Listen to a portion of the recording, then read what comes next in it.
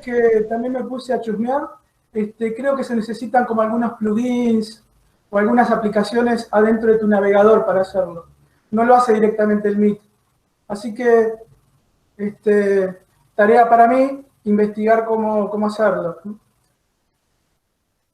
Bien, así que vamos a dedicarnos al modelo de Kerbrat. Es probable que el modelo de Jacobson haya quedado medio titubeando porque terminamos medio rápido, pero la idea es que, como hoy tenemos el parcial, dedicarnos a Kerbrat y si nos queda algún momento al final de la clase, volver a Jacobson si es necesario.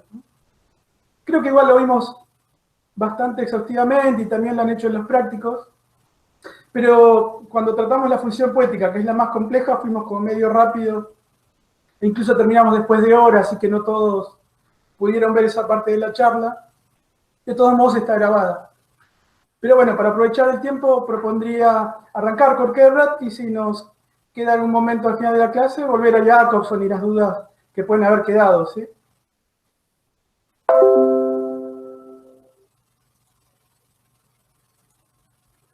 Se me había ocurrido retomar la forma en que trabajamos el texto de Kerbrat, la forma en que lo presentamos, en la clase teórica sobre el tema. Porque las clases teóricas no son obligatorias y mucho menos para la gente que hace la cursada regular, que actualmente es la mayoría. Sin embargo, me parece que es un buen ordenador y la idea es movernos en esta diapositiva, que es un organizador del texto de Kerbrat, de la misma forma que lo hicimos unos encuentros atrás con el texto de Jacobson. Perdón, con el texto de Belinchón. Como fueron los dos textos señalados como más complejos, el de Belinchón y el de Kerbrat, creo que podemos manejarnos con la misma dinámica. Y esta dinámica pasa por ver desde la distancia, haciendo una especie de zoom, alejándonos del texto, cuáles son sus apartados, que son los que estamos viendo en la diapositiva, son principalmente 4, y ver cuáles son los contenidos que se desarrollan al interior de estos apartados. Como ven, tiene una lógica interna bastante coherente el texto, porque comienza hablando, como recién recordábamos, de la obra de Jacobson,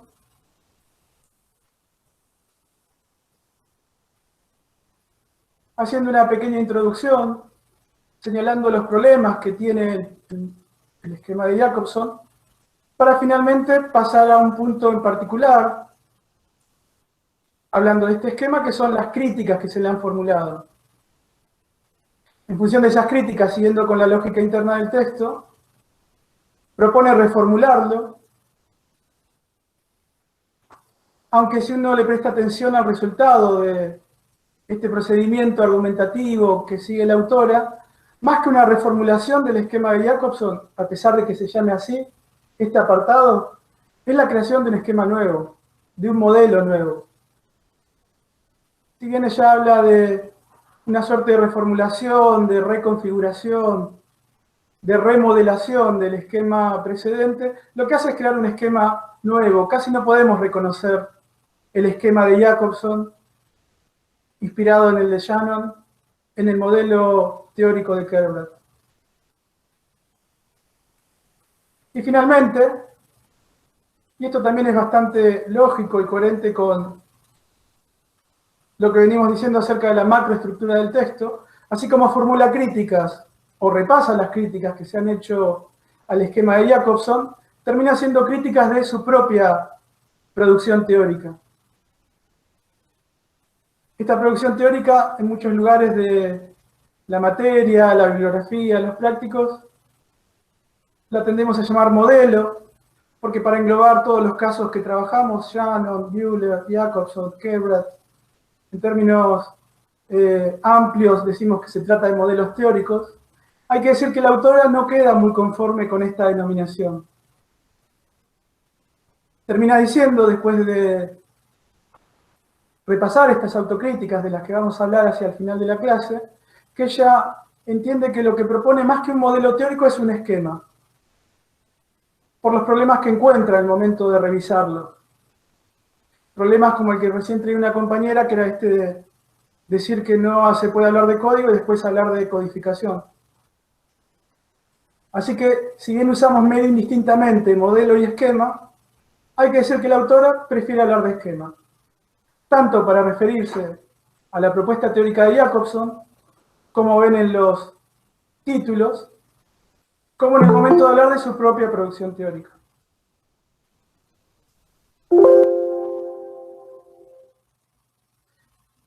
A grandes rasgos, esa es la macroestructura del texto.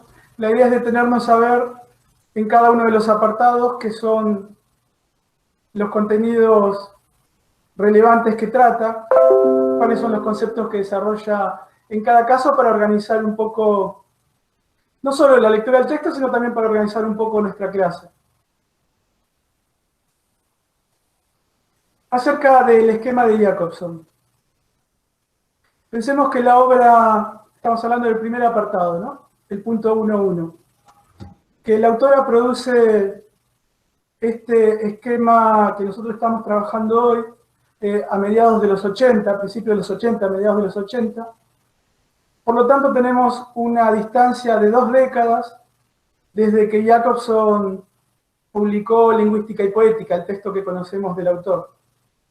Por lo tanto, hay 2 décadas donde, si bien fue el modelo lingüístico más extendido, más aceptado, más trabajado en los estudios funcionalistas del lenguaje, me refiero al de Jacobson, también es un periodo de revisión donde se ha criticado mucho acerca de el esquema del autor. Seguimos hablando de Jacobson, ¿no? Lo que hace el autor es algo interesante porque repasa las críticas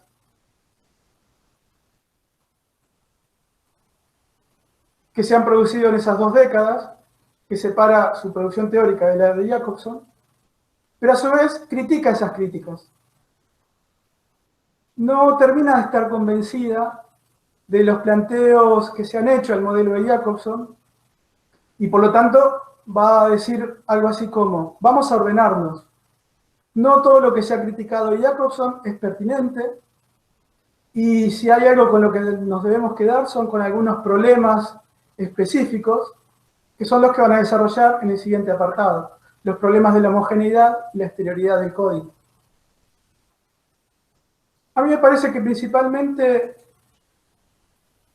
esa crítica que ella misma critica de lo que han dicho los autores acerca de Jacobson es que tienden a relacionar el modelo de este autor demasiado con la concepción que en realidad correspondería más al modelo de Shannon. Dice Kerbert, muchos le han criticado a Jacobson que su esquema está muy enfocado en lo informativo. Está reducido al aspecto informativo de la comunicación verbal. Y Kerbert critica esto porque dice, no es verdad eso, porque de otro modo no tendríamos tantas funciones. Son 6, ¿verdad? Y la función que a rajatabla se podría vincular con la noción de información es la función referencial o representativa. De hecho, esa función se llama también función informativa, entre los muchos nombres que tiene. Por lo tanto, quienes dicen que el modelo de Jacobson, el esquema de Jacobson, se reduce a lo informativo, están más pensando en Shannon que en Jacobson. Porque Jacobson presenta una función que sería la informativa, pero presenta todas las otras que conocemos, relacionados con los otros elementos del esquema de la comunicación. Sin embargo, por cosas que hemos dicho, todas las funciones de Jacobson se pueden traducir o explicar hablando de información. Así que por ese lado, sí la crítica podría tener algo de asidero. ¿Por qué? Porque cuando repasamos las fórmulas, las formas de definir las funciones, decíamos cosas como, la función representativa informa acerca del contexto. La función expresiva informa acerca de la actitud del hablante respecto de lo que dice. La función fática informa acerca del estado del canal. Así que hay una forma de pensar cierta base justificada para estas críticas que dicen que el modelo de Jacobson está reducido a lo informativo. No es así con una de las funciones en particular. Principalmente con la función conativa o apelativa. Porque esa sí que es una función que no informa acerca de nada. Piensen, por ejemplo, que si yo le pido algo a alguien, si se supone, eso es función conativa, ¿no? Por ejemplo, pedir un favor, ordenar, suplicar, solicitar, eso es función conativa. Preguntar también es función conativa.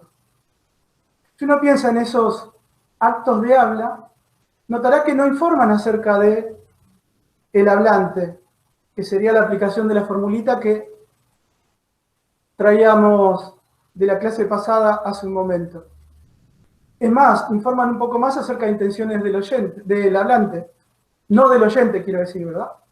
Entonces, informa más de mi intención acerca de lo que yo quiero que haga el hablante. Eso es función conativa apelativa. Pero eso corresponde más a la expresiva, así que, si bien tiene cierto asidero decir que es muy informativista el modelo de Jacobson, la conativa es una buena demostración de que no. Y ahí es donde ella dice que para que se ajuste su propio esquema a los requerimientos que tendría tratar la función conativa, por ejemplo, propone introducir lo que llama el ingrediente o el componente pragmático. Se refiere a esto cuando habla, por ejemplo, de los filósofos de Oxford, los juegos del lenguaje, los actos ilocucionarios. Esas categorías, esas nociones teóricas, pertenecen a la pragmática, que es una disciplina dentro de los estudios lingüísticos que se ocupa de las acciones verbales, los actos que realizamos a través del discurso, que tienen un nombre técnico, que es el de actos de habla o actos discursivos, y la autora tiene un nombre todavía un poquito más técnico, que es el de actos ilocucionarios o actos ilocutivos. Nos vamos a detener después en esto. Sí, perdón. Perdón, hay alguien que en el grupo de WhatsApp está diciendo que está esperando si lo puede aceptar. Ah, bien, gracias.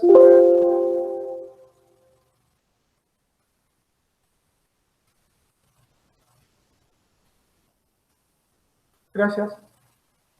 No hay nada. Así que, ¿podrías retomar desde los ingredientes pragmáticos? sí, cómo no. Una de las cosas que se ha criticado a Jacobson es esto de tratar la comunicación reduciéndola a la cuestión de la información. Dice Kerbrat, la función que más se ajusta a eso es la función representativa, pero Jacobson presenta otras funciones. Y sobre todo la función que más se aleja de lo que sería dar información es la función conativa. ¿Cómo dar cuenta de esa función en un nuevo esquema donde se trate de subsanar este problema que tendría el modelo de Jacobson? Bueno, ella dice, traigamos a nuestro esquema la teoría pragmática, que es la teoría de los actos de habla. Actos de habla como ordenar, pedir, prometer, solicitar, preguntar, esos son actos de habla. Sin embargo, hay un problema. Hay muchos problemas en el texto de Kerbrat, ¿no? Pero encontramos esto en la presentación, que es donde nos estamos parando ahora, en el primer apartado. Pero cuando uno repasa todo su modelo, todo su esquema teórico, cada uno de sus componentes, no es fácil encontrar en algún lugar este ingrediente pragmático que ella propone sumar. Lo dice en la presentación, pero si después uno se mete a analizar puntualmente qué hay en cada componente de su esquema, es difícil encontrar este ingrediente pragmático. El de la filosofía de Oxford, el de los actos de habla, los actos ilocucionarios, etc. Después nos vamos a detener puntualmente a hablar de esta cuestión de lo pragmático. Como decíamos, de todas esas críticas, ella cree que hay dos que son fundamentales, que atañen al código. Y para salir de la idea de crítica, lo presenta en términos de problemas. El modelo de Jacobson tiene 2 problemas, dirá ella. Y esto es lo que principalmente a mí me interesa discutir. Y es esto de que, si bien tiene cierto asidero decir que es muy informativista el modelo de Jacobson, no es fácil encontrar en algún lugar este ingrediente pragmático que ella propone sumar. Lo dice en la presentación, pero si después uno se mete a analizar puntualmente qué hay en cada componente de su esquema, es difícil encontrar este ingrediente pragmático. El modelo de Jacobson tiene 2 problemas, dirá ella. reparar, reconfigurar en el esquema que voy a proponer yo. Esos problemas son los que denomina problema de la homogeneidad y problema de la exterioridad del código.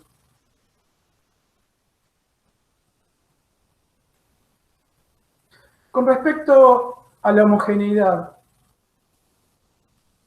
supondría un código homogéneo que todas las personas cuando utilizan una palabra interpretan exactamente lo mismo. Eso sería un código homogéneo, donde las formas, los significantes, los signos, tendrían para todas las personas que usan la misma lengua el mismo significado, el mismo contenido, la misma interpretación. Pero como sabemos, no es así. Cuando se dedica a tratar este problema, también dice que han sido demasiado severos con Jacobson, porque Jacobson no dice esto acerca del código. Cuando ustedes repasen la función fática, que es la que tiene que ver con el código, y cuando repasen la presentación que hace Jacobson de su propuesta teórica, verán que Jacobson dice un código más o menos compartido por hablante y oyente. Es decir, que este problema que viene de las críticas que venía haciendo tampoco es justo en el momento de analizar lo que dice Jacobson. Porque Jacobson no termina de decir esta idea de que entre forma, significante y significado hay una relación unívoca, indubitable y compartida por toda la comunidad lingüística. Dice la autora, entre las formas de tratar este problema tenemos dos posturas radicales, que la llama más o menos en estos términos. El comunismo lingüístico, estamos hablando de las posiciones antagónicas, ¿no?, para tratar este problema. El comunismo lingüístico es el que se le atribuye a Jacobson. La idea de que la lengua es algo que tenemos en común, y lo que tenemos en común también es el significado que le damos a las expresiones. En ese sentido, comunismo lingüístico. Y en el otro polo de la discusión... ¿Sí? Perdón, ¿podés repetir lo último? La Sí. lengua, sí. La lengua como un acervo común y compartido por todos.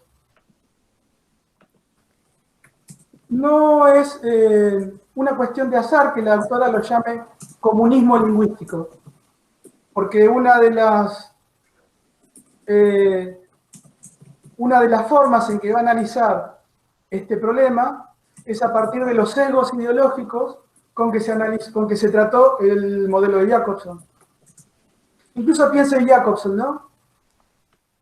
Piensen en Jacobson en los 60, en los 70, y todas las ideas y representaciones que hay atrás de comunismo, ¿no? Viniendo de un autor vinculado con Praga, con Rusia, ese lugar atrás de la cortina de hierro, etc. Hay un sesgo ideológico en quienes ven de esta forma el modelo de Jacobson que se puede relacionar directamente con su origen.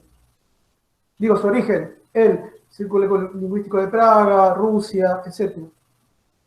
Eso por un lado, si son posiciones antagónicas, son posiciones bien opuestas, ¿verdad?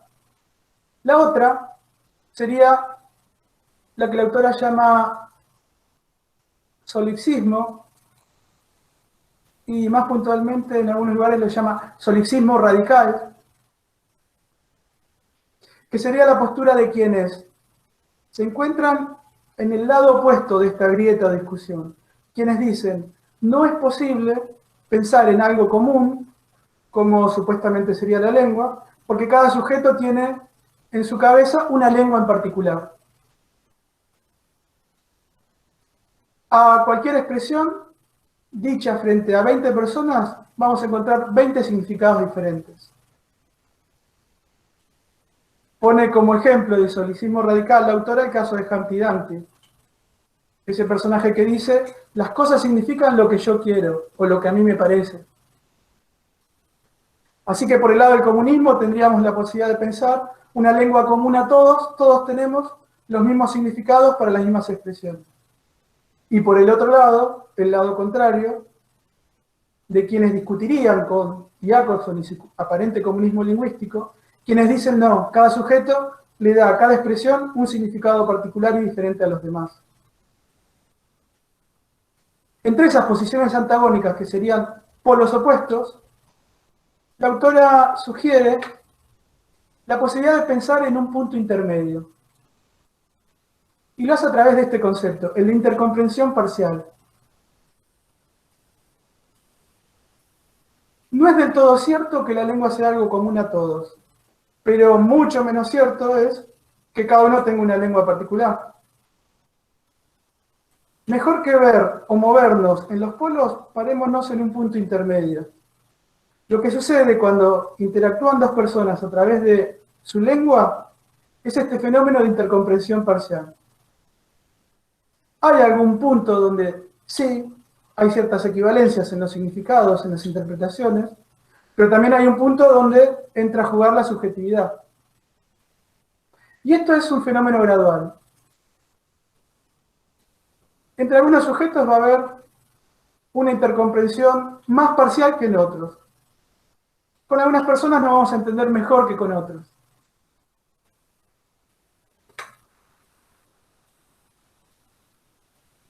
Y el otro problema es el de la exterioridad.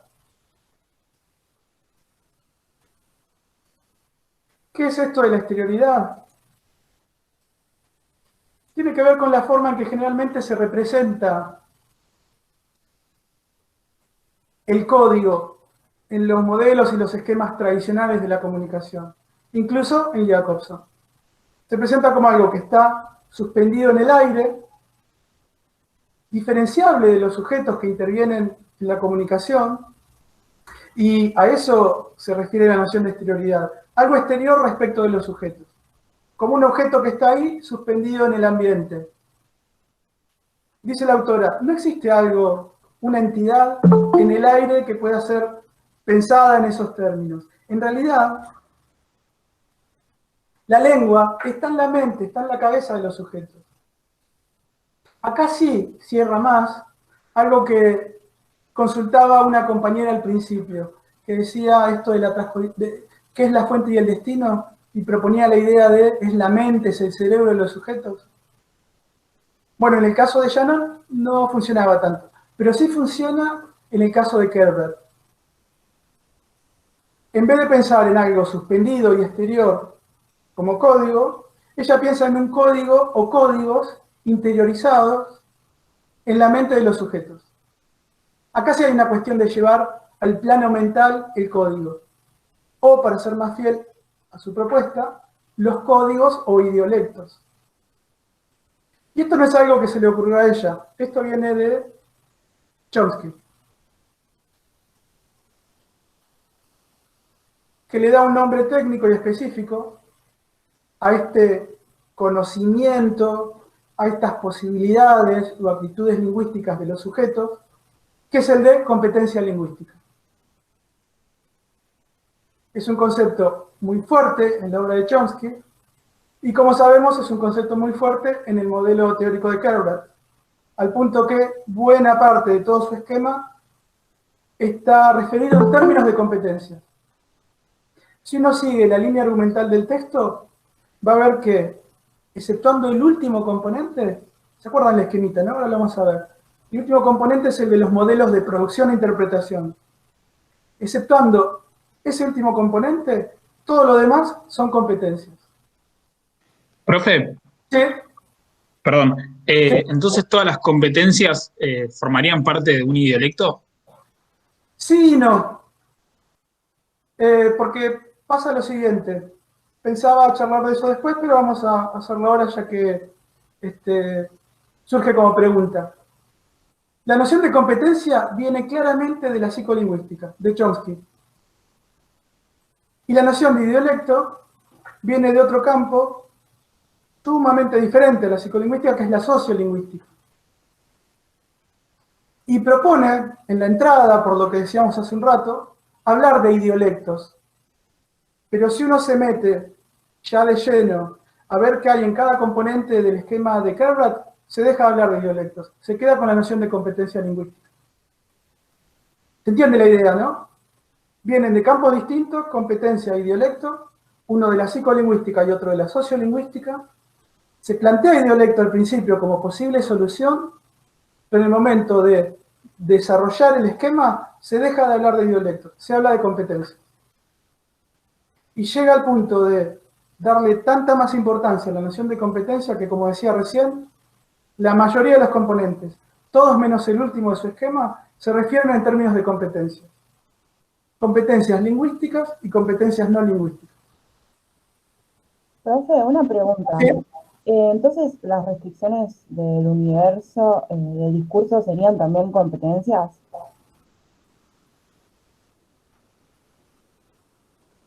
Sí. Después vamos a ver el lugar puntual del texto donde la autora lo dice. Bien, gracias. No, por favor. Después Profe, sí. te hago una pregunta. Sí. ¿Quebra en un momento describe específicamente el concepto de competencia solo o siempre lo asocia con competencia lingüística o las diferentes competencias?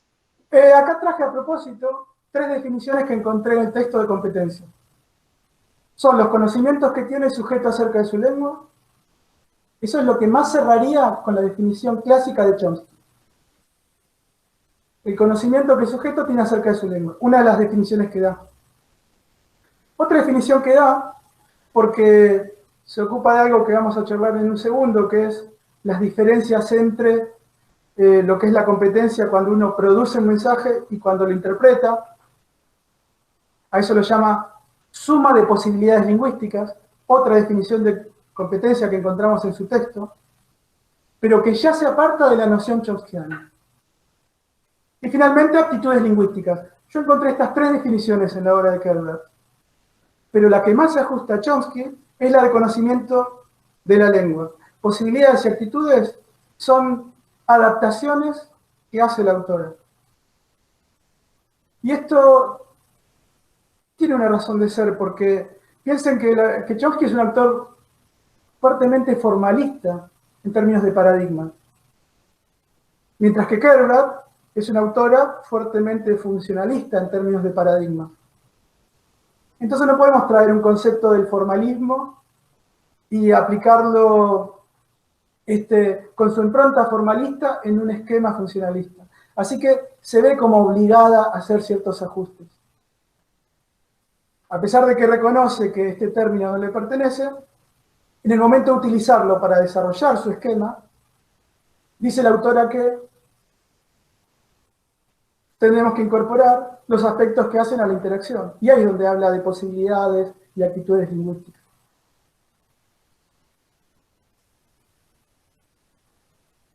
El más loco, me parece a mí, o el momento más original, me sale descabellado, pero quedaría feo decirlo de un texto teórico, es cuando se refiere, por ejemplo, a que las determinaciones psicológicas son competencias. Porque en determinaciones psicológicas se refiere a determinaciones psiquiátricas, psicológicas, psicoanalíticas, dice en una nota al pie, pero eso está totalmente... ¿No sería, profe, algo biológicamente dado? Sí, en Chomsky, si uno quiere, parcialmente, porque lo más biológico en Chomsky es gramática universal más que competencia. Pero la autora no, cuando habla de determinaciones sí, no se refiere puntualmente a lo biológicamente determinado, ¿no? Bien, esta noción de competencia que trae con estos problemas y con estas adaptaciones, más de una vez en el texto, la desarrolla diferenciando lo que es el despliegue de esas competencias en el momento de producir o de interpretar los enunciados lingüísticos. Y esto es un fenómeno que conocemos, o por lo menos es la idea que quiere traslucir Kerber cuando trata esta cuestión de los alcances que tiene el concepto según me refiere a interpretar o producir enunciados. Tiene que ver con esa experiencia que seguramente conocerán, de, por ejemplo, leer todo un texto, comprenderlo, y luego si tengo que explicarlo, no me salgan las palabras, o no sepa cómo hacerlo. Algo parecido sucede, por ejemplo, cuando escuchamos a alguien en una entrevista, en una conferencia. Podemos seguir todo el hilo argumental, interpretamos todo lo que dice. Ahora, si luego me tengo que sentar a escribir, o tengo que contarle a alguien lo que dijo esa persona en esa conferencia, tengo a veces severas limitaciones para hacerlo. A esta experiencia que quizás conozcan, es a lo que queremos apuntar cuando hablamos de los alcances del concepto, de competencia. ¿Por qué? Porque siguiendo ese tipo de experiencias o esa idea que está atrás de esas experiencias, nuestra competencia tendría un mayor alcance en lo que hace a la interpretación. Seríamos más competentes para interpretar enunciados en nuestra lengua y menos competentes o con una competencia más restringida y limitada en el momento de producir enunciados. Así que con competencia hay varios problemas, que no se atiene puntualmente a lo que dice Chomsky, que tiene la necesidad de adaptarlo a su modelo funcionalista, y luego hacer esta discriminación entre competencia por el lado de interpretar, siempre más amplia, y competencia por el lado de producir, siempre más limitada. Esto también es algo que está en ella y no viene de Chomsky. Está en ella en el momento de formular su esquema.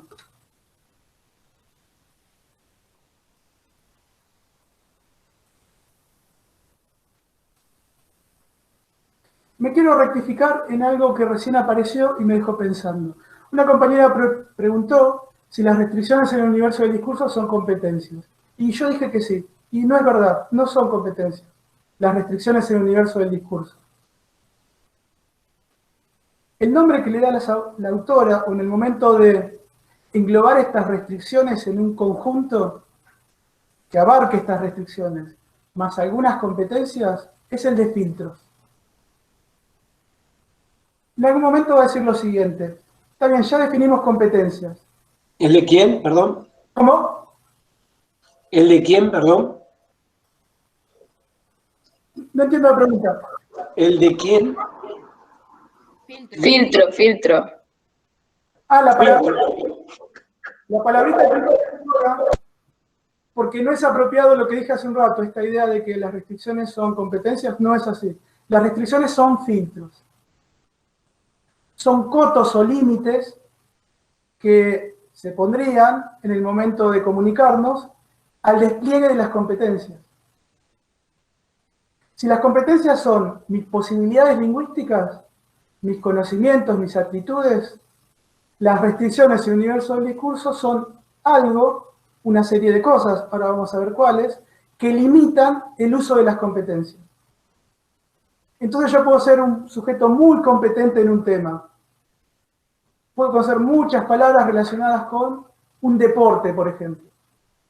Ahora bien, el universo del discurso me va a limitar en el uso de esas expresiones.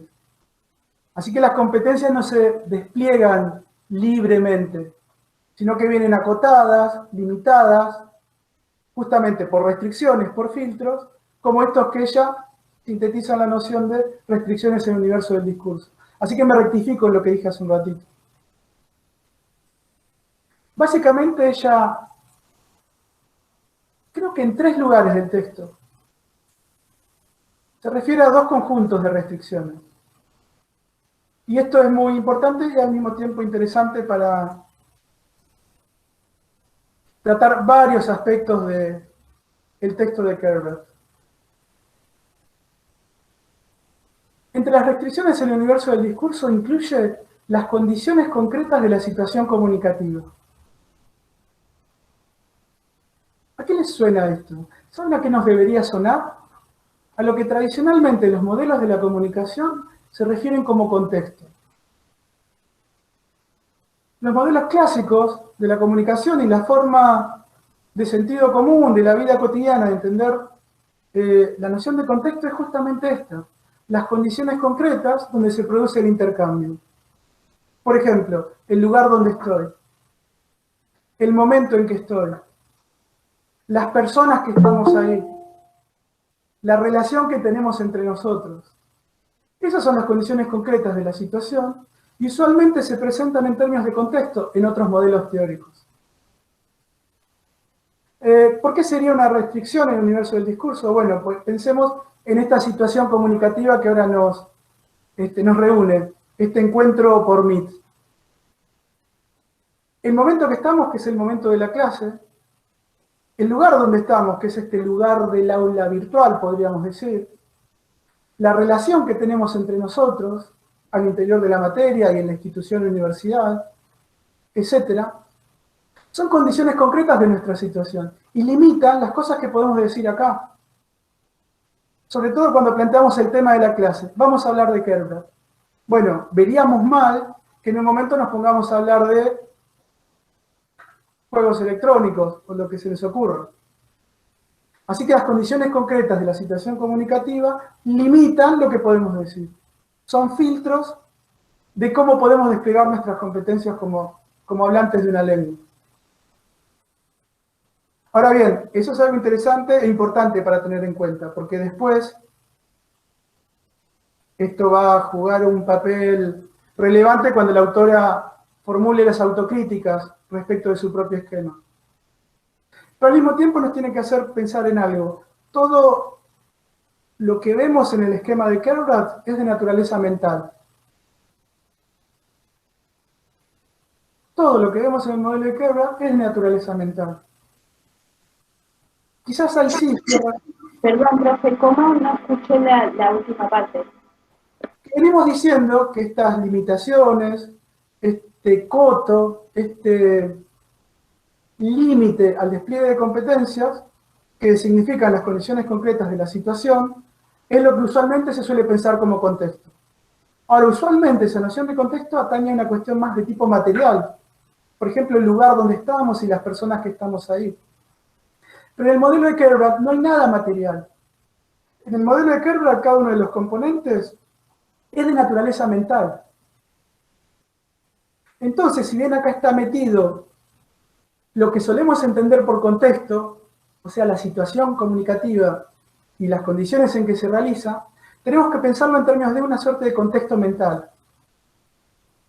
No hay contexto físico donde se despliega, se desarrolla la interacción, sino la forma en que nos lo representamos mentalmente. La autora utiliza puntualmente esa expresión. Estas condiciones concretas operan como representaciones mentales. Y otra forma en que lo dice es que operan como imágenes. No es que el lugar físico donde estoy y el momento puntual donde estoy es lo que condiciona el uso de las competencias. Lo que condiciona el uso de las competencias es cómo yo me represento mentalmente esas condiciones. Porque es todo de naturaleza mental su modelo. Entonces no es el hecho de estar acá y ahora puntualmente lo que limite o funcione como restricción en el universo del discurso. Lo que funciona como restricción es el modo en que yo me imagino esta situación en la que estamos. Así que acá atrás está la idea general que se suele tener de contexto, pero tenemos que pensarlo como un contexto mental. En el sentido de las imágenes o el modo en que mentalmente me represento esos contextos posibles. Ese es uno de los planos por donde pasan las restricciones en el universo del discurso. Y el otro, que como les decía, aparece más de una vez en el texto, es la cuestión de los aspectos retóricos, estilísticos y temáticos, que tiene que ver más puntualmente con, ya no con el contexto, sino con el contenido o sustantivo de los textos, orales y escritos, a través de los cuales nos comunicamos. Entonces, esta clase debería seguir cierto estilo, cierta retórica de figuras, de términos técnicos, etcétera, que también limitan el uso de las competencias, particularmente el uso de las competencias lingüísticas y paralingüísticas.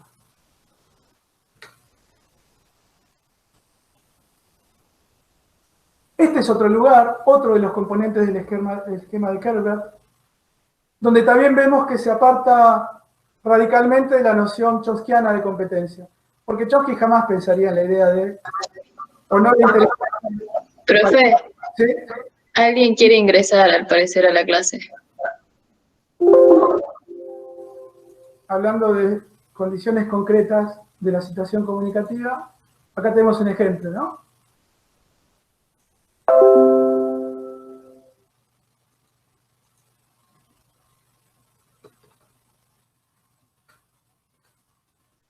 Chomsky Chomsky en más de un lugar se refiere a la noción de competencia y clasifica las competencias. A veces habla de competencia pragmática, competencia gramatical, pero nunca se le ocurriría a Chomsky hablar de competencias no lingüísticas. O por lo menos no sería de su interés. Si alguna vez lo plantea como algo que se puede hacer, va a decir, esto a mí no me interesa para nada. Así que acá tenemos un buen ejemplo de cómo la autora se ve obligada para construir un modelo de la comunicación a apartarse de la noción formalista, más rigurosa, más chomskiana de competencia. Y en el campo de las competencias que llaman no lingüísticas, incluye, como decíamos hace un rato, las determinaciones psicológicas, psicoanalíticas, psiquiátricas. Aunque si uno le presta atención al espacio que le queda en el texto, es muy poquito. Lo hace en 2 párrafos y en una nota al pie. Así que lo pone en su modelo. Serían, por ejemplo, no sé, piensen que también son filtros, ¿eh? Serían, por ejemplo, cuando el cansancio opera como un filtro, cuando el enojo opera como un filtro. Cualquier estado de ánimo puede operar como un filtro. ¿Por qué? Porque también restringe o limita el uso de las competencias. Yo puedo ser un sujeto muy competente desde el punto de vista lingüístico, pero si estoy cansado, aburrido, enojado, etc., mal podría participar adecuada y voluntariamente en un intercambio comunicativo. Y por otro lado, la competencia ideológica y cultural, que tampoco podría de ninguna forma pensarse algo que viene de Chomsky. Esto es algo pensado por la autora. Piensen que la noción de cultura y la noción de ideología son algo que claramente no le interesa a Chomsky, no le interesa el formalismo en general. ¿Hay un micrófono abierto para hacer una pregunta? Sí, profe, yo quería hacer una pregunta. Estas críticas que ella le hace a Jacobson, ¿están todas remitidas al código o al esquema en general que él plantea? Porque, bueno, vimos la exterioridad y la homogeneidad del código. Sí. Pero todas estas también influyen, desde mi punto de vista, no sé, en el código. Pero no sé si ella se refiere que están en el código o es parte del esquema de su análisis general, de su hipótesis, digamos. Está muy bien la intervención porque en realidad sucede lo siguiente. Vieron que dijimos que así como ella realiza críticas y repasa críticas y hace autocríticas, dijimos que nosotros también podemos hacerle algunas críticas. Bueno, hay que decir que en realidad hace un momento cuando empezamos a hablar de restricciones en el universo del discurso, ya empezó a reformular el esquema. En realidad, el apartado de críticas, a pesar de que esté desplegado en estos subtítulos 1.2.2 y 1.2.3, terminan aquí. Así que ya no está hablando de críticas, ya está reformulando el esquema. Lo que sucede es que está presentando las categorías que va a utilizar. Así que yendo a tu pregunta, en realidad los grandes problemas que ella encuentra y de los que parte son estos dos: la homogeneidad y la exterioridad del código. Y lo que va a presentar a continuación son soluciones posibles a esos problemas. Entonces, en realidad, en el apartado 1.2.2 empezó a reformular el esquema, a pesar de que el título lo ponga después, en el 1.3. Porque lo que estamos repasando ahora, restricciones en el universo del discurso y competencias no lingüísticas, ya son componentes de su esquema. Perdón, habla. No, habla. No, yo quería preguntar sobre esto, de que a partir de restricciones en el universo, por ahí empiezan a proponer una reformulación. ¿Podría tal vez una crítica en el sentido de que por ahí Jacobson no los plantea, o sea, no los propone? Yo creo que sería crítica si después ella no lo incorpora en su esquema. A mí me parece que más que críticas son soluciones a ese problema. Claro, perfecto. Incluso hasta va a decir lo siguiente: para resolver el problema de la homogeneidad y la exterioridad del código, yo voy a proponer lo siguiente. Y acá estoy citando casi literalmente a Kerouac, ¿eh? Para solucionar estos problemas, yo voy a proponer la existencia de filtros, que son estos.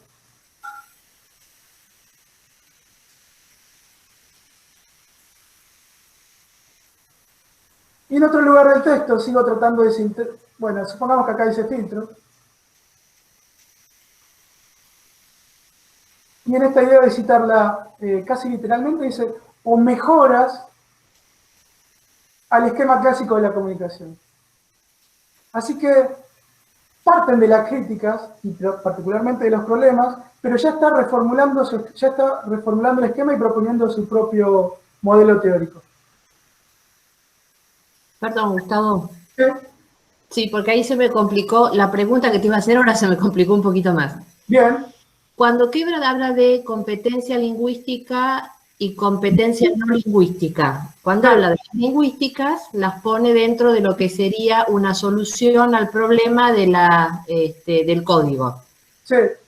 Y la no lingüística la pone en otro lugar, la pone como restricción en el universo del discurso. Sí. ¿Las no lingüísticas? Sí, las no lingüísticas. No, ¿sabes por qué? Porque en realidad las restricciones ya las dejó un poco de lado y ahora empezó a hablar de otros componentes de su esquema. Estos puntualmente son distintos componentes. Quisiéramos el grafiquito, este sería uno, competencia ideológica y cultural, este sería otro, determinación de sí, y este sería otro, restricciones del universo del discurso. Ok. Sí. La lógica en realidad es la que tratamos de dividir recién acá. Las competencias por un lado y los filtros por el otro.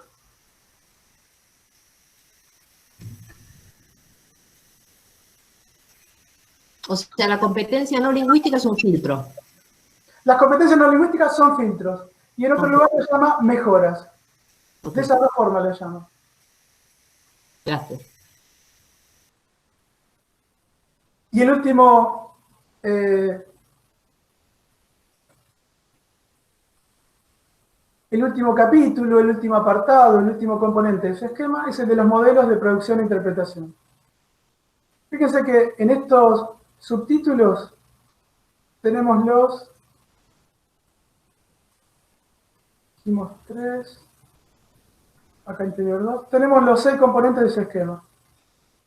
Profe, ¿Qué? una pregunta. En competencia cultural e ideológica, la competencia cultural es lo que, o sea, el conocimiento que yo tengo del mundo, y la ideológica sería cómo lo interpreto, porque también como ella lo planteaba, a mí me confundía. Sí, ¿sabes qué? No es raro que te confunda, porque ella misma, en el momento de hacer sus autocríticas, dice, en realidad es un poco artificial separar la competencia lingüística de lo que es la cultural e ideológica. Porque están tan imbricadas unas en otras, y están tan relacionadas en la idea de que son componentes de naturaleza mental, que la diferenciación que hacemos es un poco artificial, es media ficticia, dice ella misma. Sobre todo cuando habla de la competencia cultural, porque dice la competencia cultural, que también llama enciclopédica, sería el conocimiento que tenemos acerca de los objetos a los cuales refieren las expresiones lingüísticas. Bueno, pero esos objetos son los mismos objetos de la referencia de la competencia lingüística. Un poquito más, me parece a mí, es posible diferenciar de la competencia lingüística la que es la ideológica.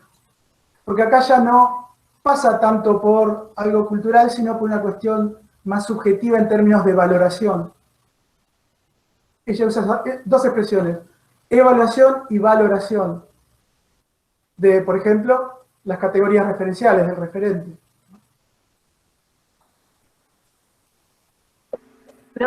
Así que no es, terminando con la idea, no es raro que sea confuso, porque la misma autora dice, yo misma cuando presento esto lo hago de forma confusa. Gracias, profe. No, por favor. Profe, ¿y te puedo hacer una última pregunta sobre esto de las competencias culturales e ideológicas? Sí. ¿Estas competencias, o sea, son para facilitar o para dificultar, digamos, la comprensión? Lo que decíamos hace un rato, una vez que presenta las competencias, perdón, la competencia lingüística, diferenciado en el lado de interpretar y del lado de producir, todo lo que viene seguidamente son filtros o limitaciones. Así que yendo puntualmente a la idea que creo que está atrás de tu pregunta, esta competencia ideológica y cultural serían también filtros que determinan, por ejemplo, de qué me interesa hablar. Entonces no va a pasar solo por conocimiento lingüístico. Yo por conocimiento lingüístico puedo conocer muchas palabras, muchas ideas, pero mi ideología, o sea, mi evaluación, mi valoración de esas expresiones puede hacer que, por ejemplo, no las quiero utilizar. No solo en esta situación comunicativa, que no me interese utilizarlas nunca. Así que también operan, no es obstáculo una palabra que utilice Kerbrat, pero sí utiliza la noción de filtro. Ponen un límite, como veníamos diciendo de las otras, al despliegue de las competencias, tanto en la producción como en la interpretación de los enunciados. Genial, profe, gracias. No, por favor. Así que la gran división que tendríamos que hacer es acá. Competencia es las posibilidades y todo lo que se dice después, perdón, competencia lingüística es las posibilidades y todo lo que se dice y se presenta a continuación son límites al uso de esas posibilidades. O para decirlo en palabras de Kerbrat, son restricciones o filtros.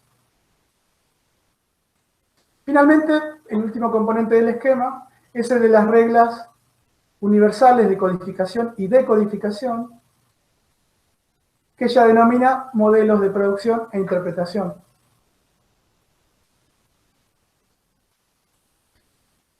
Es muy confuso el modo en que habla de estos modelos de producción e interpretación. Por un lado, porque como decíamos hoy, trae nociones, codificación, decodificación, que hacen ruido cuando uno dijo antes, no existe código. Lo que existe son idiolectos o competencias. Bueno, entonces, ¿por qué después hablamos de codificación y decodificación? Otra cuestión que hace un poco confuso y difícil entender qué son estos modelos de producción e interpretación, es que dice que son reglas de alcance universal, casi al estilo de la gramática universal de Chomsky. No solo son reglas universales, sino que a diferencia de las competencias, tienen, por ejemplo, un orden fijo, es casi como un algoritmo. Así como más arriba encontrábamos ideas próximas a la noción de competencia de Chomsky, acá tenemos ideas muy próximas, aunque la autora no lo dice, a la noción de gramática universal. Reglas de alcance universal que siguen más o menos, que siguen de forma rígida, un orden establecido, dice en algún lugar hasta por origen genético. Así que acá en modelos de producción e interpretación hay algo mucho más próximo a gramática universal, de todo lo que se dijo previamente. Me quiero acordar de algo que preguntó hace un rato una compañera, preguntó algo así como si en lo que estábamos charlando antes había algo que uno podría relacionar con el aspecto biológico o el aspecto fisiológico del uso de la lengua o del despliegue de las competencias. Yo decía que no, pero acá cuando se habla de modelo de producción e interpretación está más cerca de eso. Porque si hay algo de alcance universal como estas reglas, muy claramente se emparenta con la noción de competencia de Chomsky.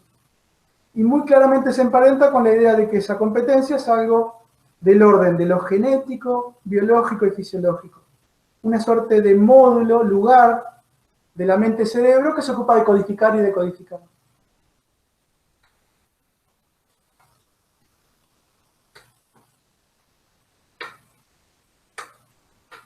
Bien, si quieren nos tomamos un recreo, son 1:10, volvemos 1:15 y hablamos nos metemos en algunos detalles de los componentes y después pasamos a las autocríticas. Dale, profe. Solamente para cerrar y redondear algo que dijimos hace un rato. Cuando la autora dice, en un apartado, aquí voy a presentar la reformulación del esquema, en realidad no agrega nada a lo que dijo antes. Lo que hace es como una introducción a presentar el dibujito. En ese sentido, estaría acá la reformulación del esquema. Pero la reformulación, en el sentido estricto, la hizo a partir de acá, cuando trató las competencias y nos presentó los otros componentes. Esta en realidad es la reformulación del esquema. Lo único que va a agregar en el punto 1.3 es el dibujito, la representación gráfica. Bien, volvemos y cuarto, ¿sí? Nos tomamos un recreo de 5 minutos. Volvemos en 5 minutos, ¿sí? Así arreglamos el mate, el que quiera almorzar puede almorzar algo, etc. Bueno, gracias. No, gracias a ustedes. Gracias. Gracias, profe.